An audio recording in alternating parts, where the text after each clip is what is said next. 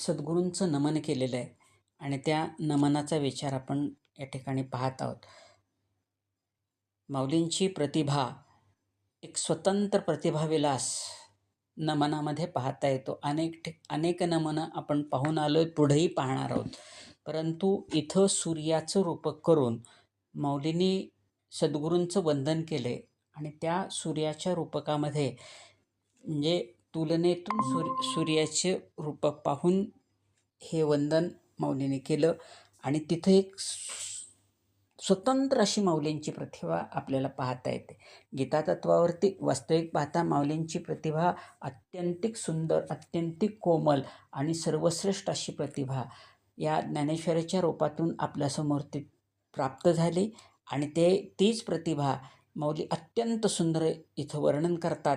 इथं वर्णन करत असताना माऊलीने प्रथमतः सद्गुरूंचं वर्णन करत असताना किंवा सद्गुरूंचं स्तवन करत असताना, वंदन करत असताना यांना एक सूर्याची उपमा दिली आणि सूर्याची उपमा देऊन माऊली वर्णन करतात. माऊली म्हणतात, मावळीत विश्वाभासू नवल उदयला चंडांशू अद्वय अब्जिनी विकासू वंदू आता. हे वर्णन करत असताना माऊली काय म्हणतात की माऊलीने विश्वाभास घालवला, म्हणजे व्यतिरेकात्मक वर्णनाने सुरुवात या ठिकाणी केली. वास्तविक पाहता माऊलींना म्हणता आलं असतं की ब्रह्मज्ञान दिलं संतांनी किंवा सद्गुरूंनी, ब्रह्मज्ञान दिलं एवढं जरी भाव मांडला असता तरी तर त्या ठिकाणी हा भाव प्रगट झाला असता. परंतु माऊलींनी व्यतिरेकात्मक वंदन या ठिकाणी का केलं? अन्वयात्मक वंदन केलं नाही, व्यतिरेकात्मक वंदन केलं. म्हणजे विश्वाभास मावळला, विश्वाभास संपवला. माऊलींना अभिप्रेत काय आहे? इथं माऊली म्हणतात की विश्वाभास संपवला म्हणजे ब्रह्मज्ञान निश्चित प्राप्त होतं. ब्रह्मज्ञान प्राप्त होण्यामध्ये कष्ट नाही आहे. ब्रह्मज्ञान प्राप्त होण्यामध्ये कष्ट नाही आहे. तर विश्वाभास जोपर्यंत संपत नाही, म्हणजे व्यतिरेक जोपर्यंत संपत नाही, जोपर्यंत आपल्या मनामधलं किलमिश, मनामधली जी अडचण आहे, आपण त्या मार्गामध्ये जात असतानाची जी येणारी अडचण आहे, ती अडचण संपवायची. अडचण कशाची? तर विश्वाभासाची अडचण आहे. पण माऊली पुढं आता ह्या प्रत्येक अन्वयाला नवल हा शब्द लावा. बघा, नवल आहे. मावळीत विश्वाभासू नवल आहे. नवल उदयला चंडांशू यात नवल आहे. नवे नवे नवलात सुद्धा नवल आहे.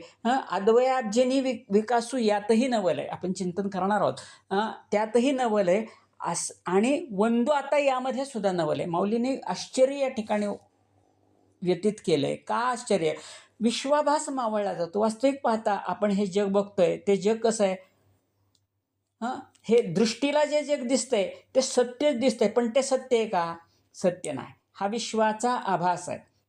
हा विश्वाचा आभास आहे आणि हा विश्वाचा आभास त्या ठिकाणी जोपर्यंत राहत नाही, जोपर्यंत साधकाच्या मनामधून संपत नाही. आभास संपला पाहिजे आणि आभास संपल्याशिवाय ही प्राप्ती होत नाही. म्हणून माऊली म्हणतात, मावळीत विश्वाभासू नवल उदयला चंडांशू. चंडांशू म्हणजे काय? तर प्रखर सूर्य त्या ठिकाणी उदयाला आलाय. कुणाच्या रूपातून आलाय? संतांच्या रूपातून, माझ्या सद्गुरूंच्या रूपातून हा प्रचंड अशा प्रकारचा चंडांशू म्हणजे प्रखर तेजाचा सूर्य या ठिकाणी उदयाला आला. आणि मग काय सांगितलं गेलं? अद्वय अब्जिनी विकासू वंदू आता. हा अद्वय अब्जिनी विकास करणारा अद्वय तत्व. आता इथं पहा, इथं अन्वयात्मक वर्णन त्या ठिकाणी सांगायला सुरुवात केली. काय संपतं किंवा कशाचा विकास होतो? तर अद्वयाचा विकास त्या ठिकाणी होतो. अद्वय अब्जिनी विकासू वंदू आता. इथं किती माऊलींच्या भाषेमध्ये नजाकत आहे पहा. आता सूर्याच्या कमळाचे दोन प्रकार आहेत. एक सूर्य विकासिनी कमळ आणि दुसरं असतं चंद्रविकासिनी कमळ.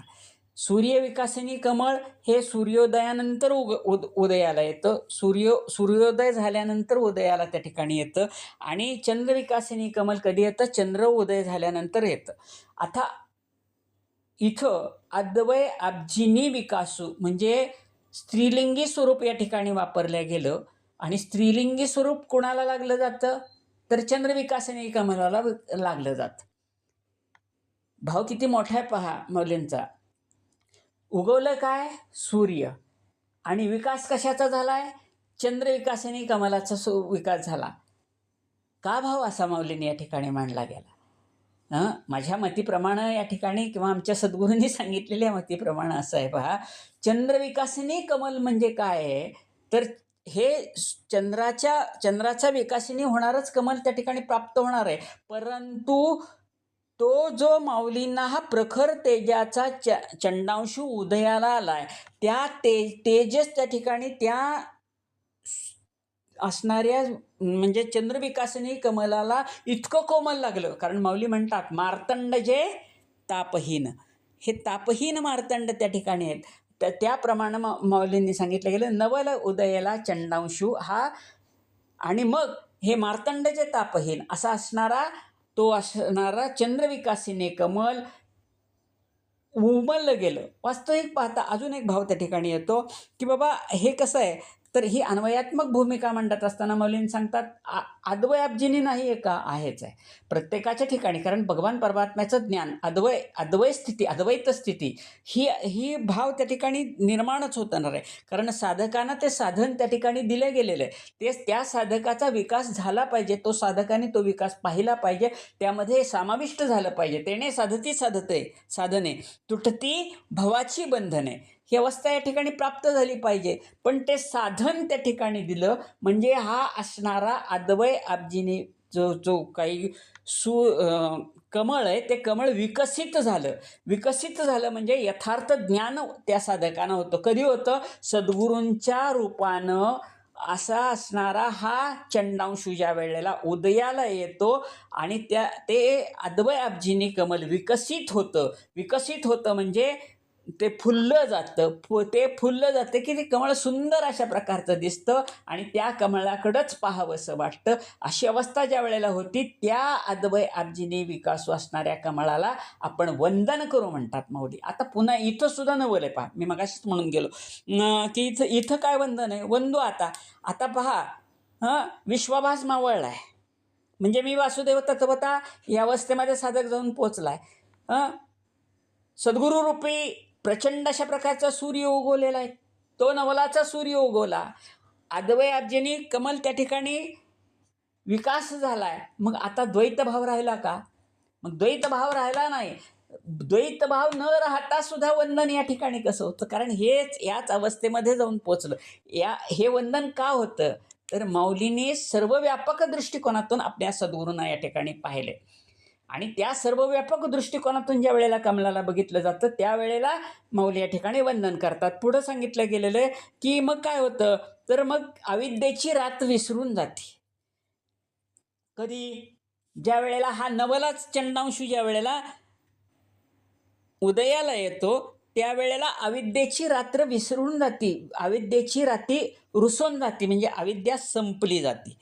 अविद्या संपली की त्या अविद्येच्या रात्रीवरती हा साधक त्या ठिकाणी रुसतो आणि मग काय होतं? तर ज्ञान आणि अज्ञानाच्या चांदण्या संपल्या जातात, ज्ञानही संपलं जातं. कधी? या साधकाच्या जीवनामध्ये भगवंताच्या कृपेनं सद्गुरू प्राप्त झाले आणि सद्गुरूंनी जो बोधवाक्याचा उपदेश केला त्या बोधवाक्याच्या उपदेशातून काय होतं? तर ही अविद्येची रात्र संपून जाती आणि अविद्येची रात्र संपल्यानंतर ज्याप्रमाणे सामान्य सूर्य उगवल्यानंतर रात्र संपती, पहाटेचं झुंजू झालं की त्याच वेळेला रात्र संपली जाती. रात्र संपल्यानंतर काय होतं? तर ज्ञान आणि अज्ञानाच्या चांदण्या इथं हे सद्गुरूरूपी सूर्य ज्या वेळेला उगवतात त्यावेळेला काय होतं? तर ज्ञान अज्ञानाच्या चांदण्या त्यावेळेला काय होतात? विकसित त्या संपल्या जातात. ज्ञानही संपतं. पहा, ज्ञानही संपतं आणि अज्ञानही संपतं. पहिल्यांदा काय संपलं पाहिजे? अज्ञान संपलं पाहिजे.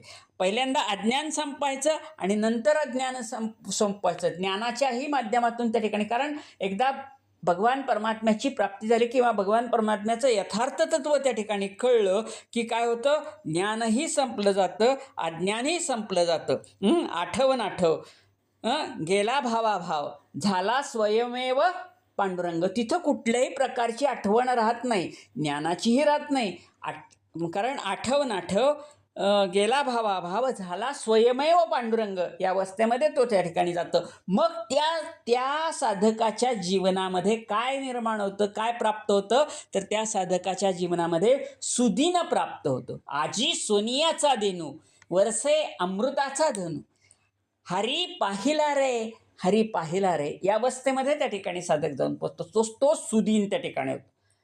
कधी सद्गुरुरूपी सूर्य उगवला, हे सगळे अन्वय त्या ठिकाणी लावा. हे विश्वभास मावळला, कमळाचा विकास, अद्वैत आपजींनी कमळाचा विकास झाला. नमस्कार केल्यानंतर काय होतं, तर रात्र संपली जाते. रात्र संपल्यानंतर ज्ञानाज्ञानाच्या चांदण्या संपतात. ज्ञानाज्ञानाच्या चांदण्या संपल्यानंतर काय होतात, तर तिथं सुदीन निर्माण होतो. सुदीन निर्माण होतं म्हणजे चांगला दिवस त्यांच्यामध्ये होतो. मग आत्तापर्यंत दिवस कसे होते हो? आत्तापर्यंत दिवस सुखदुःखाचे होते.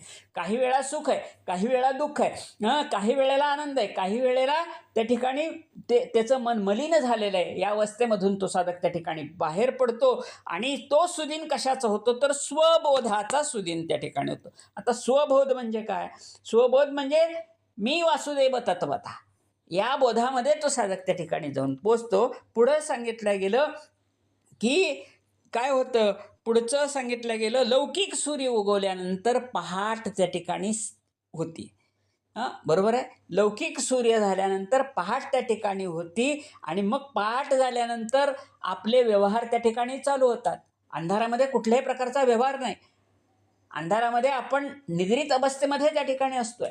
परंतु ज्या वेळेला पहाट होती, झुंजूमुंजू होतंय, थोडंसं सूर्याची प्राचीवरती सूर्य उदयाला येतोय, त्यावेळेला प्रत्येकजण आपले व्यवहार करतात. मग कोणाचं जे काही काम असेल ते काम त्या ठिकाणी करतात. हे लौकिक सूर्याचं होतं. पण या माऊलींचं सूर्य त्या ठिकाणी काय काय काय करतात, तर जीवरूपी देह, हा ज्या वेळेला जीवरूपी देह त्या ठिकाणी निर्माण होतोय, मग माऊलीने सांगितलं गेलं, ज्याप्रमाणे प्रातःकाळी जीवरूपी पक्ष्यांचे आत्मज्ञान नेत्र प्रकाशित होतात, त्यांचं आत्मज्ञान त्या ठिकाणी प्राप्त होतात. कधी? हा सूर्य त्या ठिकाणी प्राप्त झाल्यानंतर त्यांचं आत्मज्ञान त्या ठिकाणी प्राप्त होतं आणि ते जीव पक्षी आपापले व्यवहार करू लागतात. कुठल्या? काय सांगतात? आत्मज्ञानाचे डोळे त्यांना प्राप्त होतात. मी वासुदेव तत्वता, हे डोळे त्या ठिकाणी प्राप्त होत आहेत. आणि मग काय होतं, तर हे देह त्याचं विसाळ त्या ठिकाणी सांगतात. हा जो 3.5 हाताचा देह आहे, या 3.5 हाताच्या देहामधून ते त्या ठिकाणी बाहेर पडतात. आणि बाहेर पडून हा देह माझा नाही हा विचार करतात. आणि हा विचार करून हा देव भगवान परमात्म्याचा आहे या माध्यमात त्या ठिकाणी जातात. असा हा देह ते ठिकाणी विसरतात. मग हे जीव पक्षी बाहेर येतात. मग पुढं काय होतं, लिंगदेह कमळाच्या पोटी. हा लिंगदेह, लौकिक सूर्याची पहाट झाली की हा लिंगदेहाच्या कमळाच्या पोटामध्ये हा लिंगदेह आहे. या लिंगदेहाच्या कमळामध्ये रात्रचे रात्र, अविद्येची रात्र आहे. त्या अविद्येच्या रात्रीमध्ये काय झालेला असतो, तर हा चितभ्रमाचा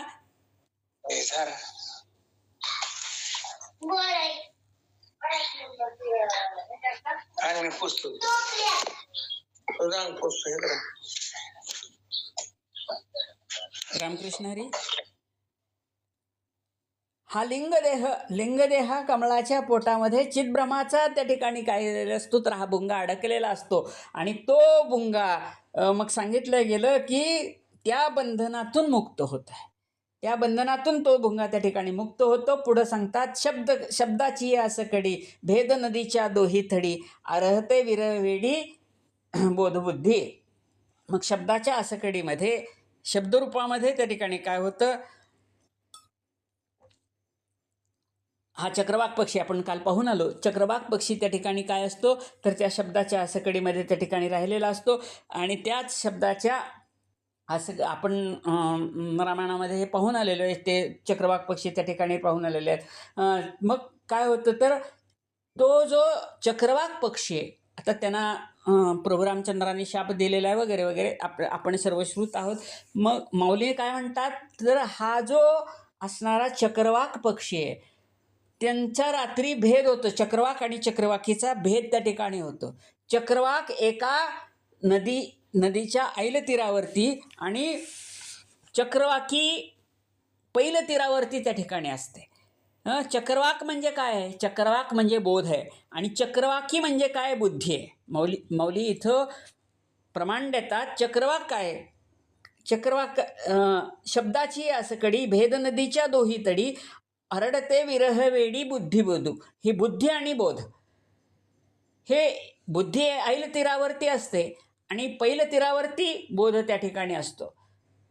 त्यांना त्या शापित असल्यामुळं तो चक्रवाक पक्षी रात्रभर त्या ठिकाणी ओरडत असतो. आपल्या असणाऱ्या पत्नीसाठी त्या ठिकाणी ओरडत असतो आणि तीही ओरडते. त्यात पहिलं तिरा. मग मधली नदी कुठली आहे? मधली नदी भेदाची नदी आहे.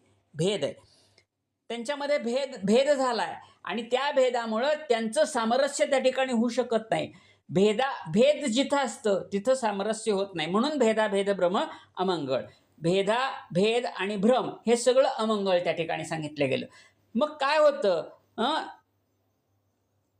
तया चक्रवाकाचे मिथून सामरस्याचे समाधान. तिथंच चक्रवाकाचं मिथून होतं. कधी होतं?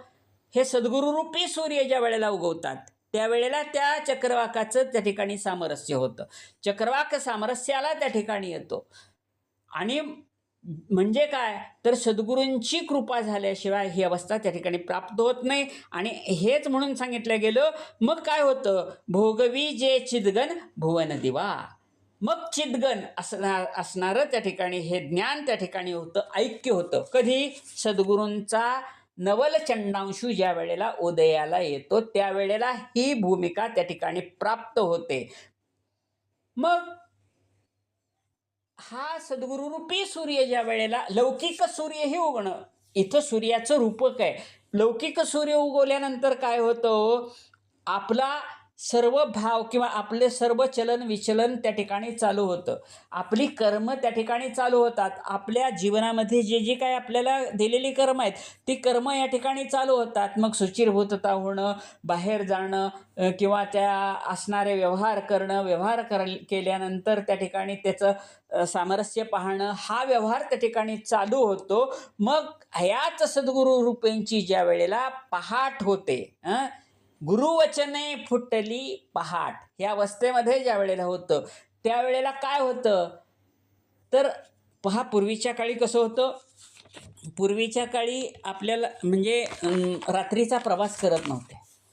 पूर्वीच्या काळी रात्रीचा प्रवास करायचे नाहीत. कारण काय असायचं? अंधार असायचा, उजेडाची सोय नसायची, वाहनाची सोय त्या ठिकाणी नसायची. वाहनाची सोय नसल्यामुळं आणि उजेडाची सोय नसल्यामुळं रात्रीचा प्रवास करावा आणि रात्र झाल्यानंतर किंवा संध्याकाळ झाल्यानंतर कुठंतरी एका ठिकाणी मुक्काम करावा आणि मुक्काम केल्यानंतर सकाळी पहाट झाल्यानंतर चालायला लागावं. कधी? लौकिक सूर्य उगवल्यानंतर चालायला लागावं. इथं माऊली म्हणतात ज्या वेळेला तो साधक आहे, जो योगी आहे, तो योगी कधी चालतो? पहाटे चालायला निघतो. जे योगी आहेत ते योगी पहाटे चालायला त्या ठिकाणी निघतात. का पहाटे चालायला निघतात? तर रात्रीच्या वेळेला त्यांना चोर भेटतात. कुठले चोर? लौकिक ज्या वेळेला रात्री प्रवास करताना चोर भेटतायत, ते आपल्याला लुटून नेतील, आपल्यापाशी असणारी संपत्ती घेऊन जातील, तुमच्यापाशी असणारे जे काही साहित्य ते घेऊन जातील. इथंही जे काही साधक साधनेला निघतायत त्यावेळेला ते रात्री थांबतायत. का थांबतायत? तर रात्री त्यांना चोर भेटतायत. भेदाची चोराळी फिटे, चोर आळी मिटे त्या ठिकाणी सांगितलं गेलं. भेद, कुठले भेद आहेत? त्या साधकांना कुठले भेद त्या ठिकाणी भेटतात? तर त्या साधकांना हे षडरिपूचे भेद त्या ठिकाणी समाविष्ट होत आहेत. जे 6 रिपू सांगितले गेलेले आहेत, काम, क्रोध, मोह, मत्सर, मद आदी करून जे आहेत ना, ते त्या ठिकाणी त्या रात्रीमध्ये, अविद्येच्या रात्रीत, ही सगळी कधी? अविद्येची रात्र. म्हणून ते साधक थांबतात. कशाची वाट पाहतायत? उद्या उगवणाऱ्या सूर्याची वाट पाहतायत. उद्या उगवणारा सूर्य कुठला आहे? सद्गुरूंच्या कृपेचा सूर्य त्या ठिकाणी पाहतायत. आणि ज्या वेळेला सद्गुरूंचा सूर्य त्या ठिकाणी उदयाला येईल त्यावेळेला काय होईल? रिघती आत्मानुभव वाटे, आत्मानुभवाच्या वाटेनं त्या ठिकाणी ते पुढे निघतायत. आत्मानुभवाची वाट म्हणजे कुठली? जे योगी आहेत, मग कुठलेही योगी त्या ठिकाणी असतील, हठयोगी असतील, त्या ठिकाणी ज्ञानयोगी असतील किंवा भक्तियोगी असतील, या सर्वांना योगी म्हणावं. हे हठयोगी असोत, ज्ञानयोगी असोत, भक्तिरूपी योगी असतोत, हे त्या ठिकाणी त्या बांधवडीमध्ये थांबत नाहीत किंवा त्या बांधवडीची भीती त्यांना वाटते म्हणून ते थांबतात, वाट पाहतात. कशाची? तर आमचे सद्गुरुरूपी असणारे सूर्य या ठिकाणी उदयाला येतील आणि त्यांच्याच माध्यमातून आम्ही त्या ठिकाणी पुढे जाऊ. याच्यासाठी काय झालं पाहिजे? विश्वाभास मावळला गेला पाहिजे. नवल असणारं सूर्याचं आगमन त्या ठिकाणी झालं गेलं पाहिजे. आणि ह्या आगमन ज्या वेळेला होतं त्यावेळेला मग त्यांना आत्मानुभवाची वाट सापडते. पांथिक योगी त्यामधून चालतात. आत्मानुभव कधी प्राप्त व्हावा? आता अनेक योगी आपण त्या ठिकाणी पाहून आलो. चांगदेवांसारखे योगी आपण पाहिलेले आहेत. चांगदेव 6 महिने समाधीमध्ये जात होते, हठयोगी होते. 6 महिने त्या ज्या वेळेला समाधीमध्ये जात होते तरी सुद्धा त्यांच्या जीवनामध्ये सद्गुरुरूपी सूर्य त्या ठिकाणी प्राप्त झाला नाही. योगाच्या माध्यमातून आलंय, वैशिष्ट्य आहे. उठल्यानंतर अनेकांना ते आपण कथा ऐकून आलो. ते ज्या वेळेला समाधीतून उत्थान होत असे त्यावेळेला अनेक जीव त्या ठिकाणी त्यांना जीवदान देत असत. एवढी चांगदेवांची प्राप्ती होती किंवा एवढी चांगदेवांची महती होती तरी सुद्धा चांगदेवांनी ज्या वेळेला माऊलींचं त्या ठिकाणी ऐकलं, महिमा ऐकला, त्यावेळेला चांगदेवांनी पत्र लिहिलं. आणि पत्र लिहिल्यानंतर पत्र लिहित असताना त्यांच्या मनामध्ये त्यांचा विश्वाभास मावळला नव्हता. आणि मावळल्या नसल्यामुळे त्यांनी काय लिहू म्हटले? काय म्हणावं? चिरंजीव म्हणावं किंवा त्या ठिकाणी आशीर्वाद म्हणावं तर मोठे आहेत, नमस्कार म्हणावं तर लहान आहे, म्हणून कोरं पत्र पाठवलं. मग त्यावेळी म्हणते कोरा तो कोरा. अवस्था अशा प्रकारची. मग माऊलींनी त्यांना 65 ओव्याचं पत्र त्या ठिकाणी पाठवलं आणि त्यामध्ये आत्मबोध केलाय. काय पत्र पाठवलं माऊलींनी त्यावेळेला सांगितलं गेलं. माऊली म्हणतात की स्वस्ति श्री वटैषु जो जाळोनी जगदाभासू मग ग्रासू प्रगटला करी. जळोनी जगदाभासू मग ग्रासू प्रकटला करी. हा जगदाचा आभास संपवला पाहिजे. चांगदेवाना उपदेश त्या ठिकाणी केला. चांगदेवाले वगैरे वगैरे आपण तो भाग पुढचा सोडून द्या. मला काय सांगायचंय की ज्याप्रमाणे आत्मानुभवाची वाट, ती आत्मानुभवाची वाट जी चांगदेवाना माऊलीने त्या ठिकाणी दिली तशी या योग्यांना आत्मानुभवाची वाट माऊली या ठिकाणी देतात. कधी? हा स्वस्ती असणारा नवल उदयला चंडांशू. हा चंडांशू नवल आहे. पुन्हा हे नवल केवडे केवडे नकळे कानोबाचे कोडे. तसं हे सद्गुरूंच्या रूपीचं असणारं त्या सूर्याचं नवल आहे बरं. आणि म्हणून त्या ठिकाणी सांगितलं गेलं. आता माऊली या ठिकाणी म्हणतात, म्हणून विवेक किरण संगे उन्मेक सूर्यकांत फुणगे दीपली जयाची दांगे संसाराची. लौकिक सूर्य त्याचं किरण कसं आहे तर प्रकाशमान अशा प्रकारची किरण आहे. नवलयत म्हणतात. आणि त्यामुळं काय होतं पहा, लौकिक सूर्य ज्या वेळेला उन्हाळ्याचे दिवस असावेत, लौकिक सूर्य उदयाला यावा आणि लौकिक सूर्य उदयाला आल्यानंतर ती किरणं पडावीत, प्रखर अशी किरणं पडावीत आणि एखाद्या अरण्याला वणवा लागावा आणि वणवा लागून ते अरण्य भस्मसात व्हावं, तिथं काहीही शिल्लक न राहावं. हे लौकिक सूर्यातनं होतं. म्हणजे आपण जे आकाशात रोज बघतोय त्या सूर्यानं त्या ठिकाणी कधी कधी होऊ शकतं. आपण म्हणतो कधी एखाद्या वेळ काय प्रचंड ऊन होतं, मे महिना असावा, प्रचंड ऊन होतं आणि त्या प्रचंड उन्हातून काय झालं तर आमच्या इथलं असणारं ते वनविभागाचं वन त्या ठिकाणी पेटून गेलं. तिथं असणारी जी बारीक गवताची पाती ती पेटून जातात, तिथं दग्धता होते. परंतु इथं हा असणारा नवल उदयाला चंडांशू, हा सद्गुरुरूपी सूर्य ज्या वेळेला उदयाला येतो त्यावेळेला काय होतं, त्या उदयाला आलेल्या सूर्याची किरणं कशाची आहेत तर विवेकाची किरण आहेत. विवेक म्हणजे काय? विवेक नाम विचाराची किरणं त्या ठिकाणी येत आहेत. विचाराची किरणं आल्यानंतर काय होतात? उन्मेख सूर्यकांतमणी. हा सूर्यकांतमणी म्हणजे हा सूर्यकांतमणी आहे. तिथं सूर्यकांतमणी प्रज्वलित होतोय आणि तो सूर्यकांतमणी कशाचा तर उन्मेखाचा सूर्यकांतमणी म्हणजे ज्ञानाचा सूर्यकांतमणी त्या ठिकाणी प्रज्वलित होत आहे. ज्ञानसूर्यचा ज्या वेळेला सूर्यकांतमणी प्रज्वलित होईल, ज्ञान झालं की ही विवेकाची किरणं, विवेक म्हणजे विवेक नाम विचार, विवेकाशिवाय कुठलीही गोष्ट त्या ठिकाणी प्राप्त होत नाही. विवेक कशाचा विवेक आहे? सर्व गोष्टीचा विवेक त्या ठिकाणी केला गेला पाहिजे आणि त्या विवेकाच्या माध्यमातूनच ही ज्ञानाची भूमी त्या ठिकाणी प्राप्त होणार आहे. आणि म्हणून सांगितलं गेलं, विवेक क्षणोक्षणी हाची करावा विचार, तारावया पारभव सिंधू. हा तारभव सिंधू तारण्यासाठीचा विचार त्या ठिकाणी केला. क्षणोक्षणी हाची करावा विचार, हाच विवेक आहे. काय विवेक आहे?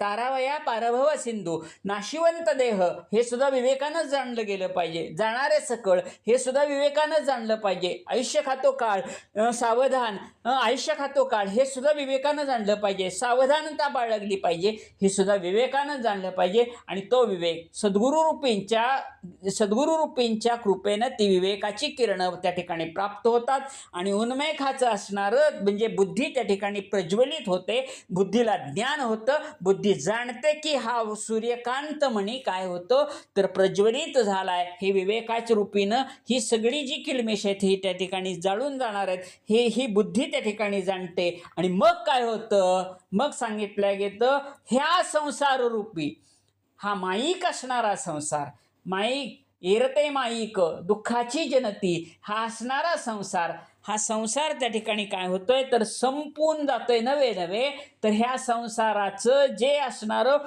मोठं मोठं वन त्या ठिकाणी, मोठं अरण्य, हे संसाराचं नाही संपणारं अरण्य. ह्या संसारामध्ये आपण जोपर्यंत अडकतोय तोपर्यंत हा भाव त्या ठिकाणी राहिलाच जातोय. मग या संसारातून बाहेर पडायचं आहे. हे कशानं बाहेर पडायचंय तर या विवेकरूपी विचारानं त्या ठिकाणी बाहेर पडायचंय. विवेक काय करायचंय? मी वासुदेव तत्वता, हा विवेक त्या ठिकाणी करायचा आहे आणि या संसारातून बाहेर पडायचंय. झडझडोनी वाहिला निघ, ये भक्तीचे मार्गी लाग, मग पावसी अवंग निजधाम माझे, या अवस्थेमध्ये त्या ठिकाणी आलं गेलं पाहिजे. ह्या संसाराचं अरण्य अनेक मोठं अशा प्रकारचं अरण्य आहे. केवढं मोठं अरण्य हे विस्तृत आहे. ही माईक आहे, ते माझं माझं माझं माझं माझं म्हणूनच साधक त्या ठिकाणी राहतोय. यामधून बाहेर पडत नाही. हे माझं आहे, आई माझी, वडील माझे, भाऊ माझा, चुलता माझे, माझी पत्नी, माझी मुलं, माझी मुलगी, माझे नातू, यामध्येच त्या ठिकाणी राहतोय. पण तिथं काय झालं पाहिजे? त्यांच्यामध्ये सद्गुरू रूपी विवेक त्या ठिकाणी, विवेक रूपी सूर्य त्या ठिकाणी ज्या वेळेला प्राप्त होतो, सद्गुरू रूपी किरणं त्या ठिकाणी प्राप्त होतात. सद्गुरूंची किरणं ज्या वेळेला प्राप्त होतील, विवेकाची किरणं ज्या वेळेला प्राप्त होतील, त्यावेळेला विवेक रूपी सूर्य तो उन्मेघ रूपी चंद्रकांतमणी असं म्हणतात की चंद्रकांत मण्यावरती सूर्याची किरणं पडली की तो ठिणग्या बाहेर टाकतो आणि ठिणग्या बाहेर टाकल्या की ते सगळं वन त्या ठिकाणी जळलं जातं. तसं हे संसार रूपी वन त्या ठिकाणी जाळलं गेलं पाहिजे. माऊली पुढं सांगतात, जे रश्मीपुंजनीवरू होता स्वरूप उखरी स्थिरू, हे महासिद्धांचा पुरू मृग जळतो. मग माऊलीने सांगितलं गेलं, आता हा माऊलींचा सूर्य माध्यानाला आलाय पहा. दुपारच्या वेळेमध्ये त्या ठिकाणी आलाय.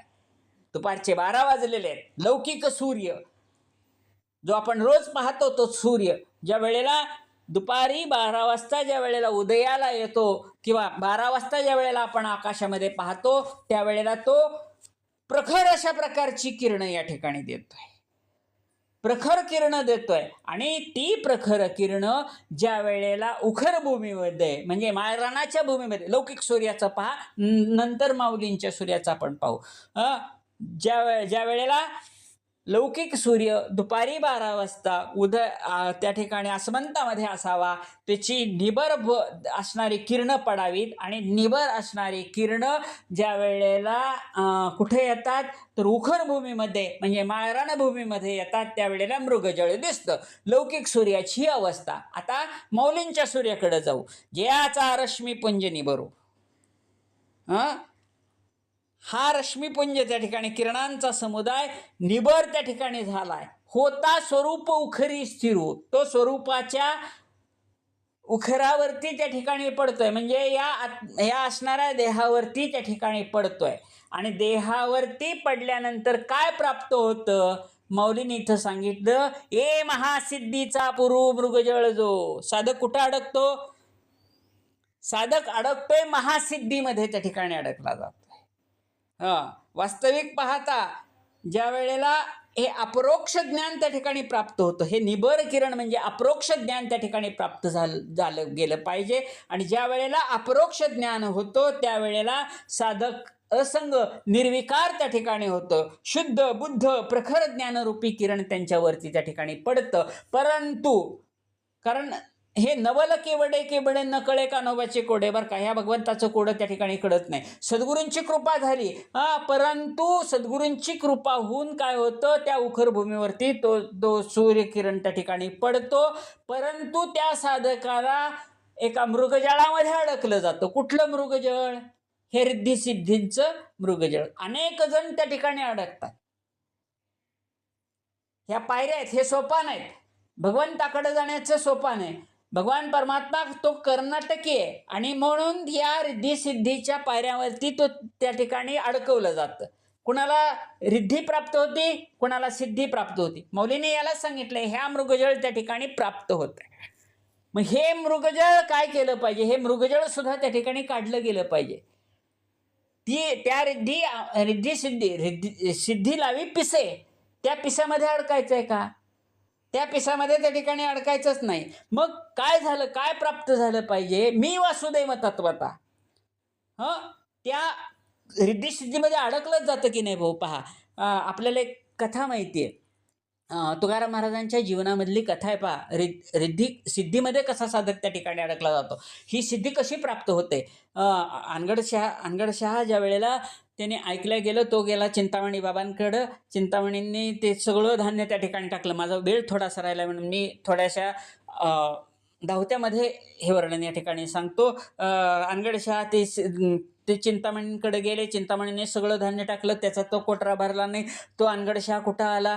तुकाराम महाराजांच्या घरी आला. तुकाराम महाराज भंडारा डोंगरावरती त्या ठिकाणी गेलेले होते. अनगडशहाने त्या ठिकाणी आलं गाजवला, मला काहीतरी वाढा म्हणून सांगितलं गेलं. त्याच वेळेला भागीरथी त्या ठिकाणी होत्या आणि भागीरथी आईसाहेब, आवली आईसाहेब त्या ठिकाणी पीठ दळत होत्या. भागीरथीने काय केलं, आपल्या दारात याचक आलाय म्हणून काय केलं, थोडंसं पीठ घेतलं. आई म्हटली, बापासारखीच तू, म्हणून भागीरथीच्या पाठीवरती मारलं. पीठ तिथंच पडलं. नुसते हात त्या अनगडशहाच्या असणाऱ्या कोटरीमध्ये झटकले, ते भरून गेलं. ते म्हणतात, तुम्ही तुकाराम महाराज? ते म्हणते, मी तुकाराम महाराज नाही. मला काय सांगायचं? सिद्धी सांगायचं. मी तुकाराम महाराज नाही, मी तुकाराम महाराजांची मुलगी. सिद्धीनं किंवा त्या रिद्धीनं ते कोटरा भरला गेला. नवे तो अनगडशहा त्या ठिकाणी काय गेला, त्या पीठामध्ये बुजून गेला. एवढ्या सिद्धी त्या ठिकाणी येतात. त्या सिद्धीमध्ये तो साधक अडकला नाही पाहिजे. हेच सद्गुरूंचं त्या ठिकाणी काय आहे तर महावाक्य आहे. म्हणून सांगितलं गेलं, महासिद्धीचा पूर त्या ठिकाणी येतो. अनेक सिद्धी त्या ठिकाणी येतात, पण त्या महासिद्धी मृगजळासारख्या असतात. आता त्या महासिद्धीमधून कसं बाहेर पडायचं, तो सूर्य कशी क्रिया त्या ठिकाणी करतायत, सूर्य कशी त्या ठिकाणी महती देतात, हे आपण उद्या पाहू. आज झालेली सेवा समस्त श्रोते मंडळींच्या चरणी, माझ्या सद्गुरूंच्या चरणी, पंढरीश पांडुरंगाच्या चरणी, ज्ञानेश्वर माऊलींच्या चरणी अर्पण करून सेवेला पूर्ण विराम देतो. पुंडलिकावर देव हरिविठ्ठल श्री ज्ञानदेव तुकाराम पंढरीनाथ भगवान की जय. ठार विठ्ठल विठ्ठल विठ्ठल. रामकृष्ण हरी. फार सुंदर असं